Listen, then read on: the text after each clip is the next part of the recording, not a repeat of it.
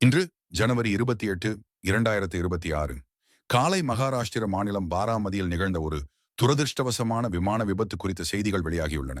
மகாராஷ்டிர துணை முதலமைச்சர் அஜித் பவார் மற்றும் அவரது குழுவினர் பயணித்த சிறிய ரக லியர் Z-45 விமானம் இன்று காலை பாராமதி விமான நிலையத்தில் தரையிறங்க முயன்றபோது விபத்துக்குள்ளானது. முதற்கட்ட தகவல்களின்படி இந்த விபத்தில் அஜித் பவார் உட்பட மொத்தம் 6 பேர் உயிரிழந்ததாக செய்திகள் தெரிவிக்கின்றன. இதில் பாதுகாப்பு அதிகாரிகள் மற்றும் விமானிகளும் அடங்குவர். விபத்து நடந்த பாராமதி விமான நிலையத்தில் தீயணைப்பு படையினர் மற்றும் பேரிடர் மீட்புக் குழுவினர் NDRF முழுவீச்சில் ஈடுபட்டுள்ளனர். விமானம் தரையிறங்கும் போது தீப்பிடித்ததால் மீட்புப் பணிகளில் தாமதம் ஏற்பட்டது. இந்த விபத்தில் உயிரிழந்த அஜித் பவார் மற்றும் ஏனையோருக்கு பிரதமர் நரேந்திர மோடி தனது ஆழ்ந்த இரங்கலை தெரிவித்துள்ளார். மகாராஷ்டிர அரசியலில் ஒரு பெரிய இழப்பு என அவர் குறிப்பிட்டுள்ளார். மத்திய விமான போக்குவரத்து அமைச்சகம் MOCA மற்றும் விமான விபத்து விசாரணை நிறுவனம் AAIP இணைந்து இந்த விபத்து குறித்து உயர்மட்ட விசாரணைக்கு உத்தரவிட்டுள்ளன. இந்த விபத்து நடந்த இடத்தை சுற்றி பலத்த போலீஸ் பாதுகாப்பு போடப்பட்டுள்ளது.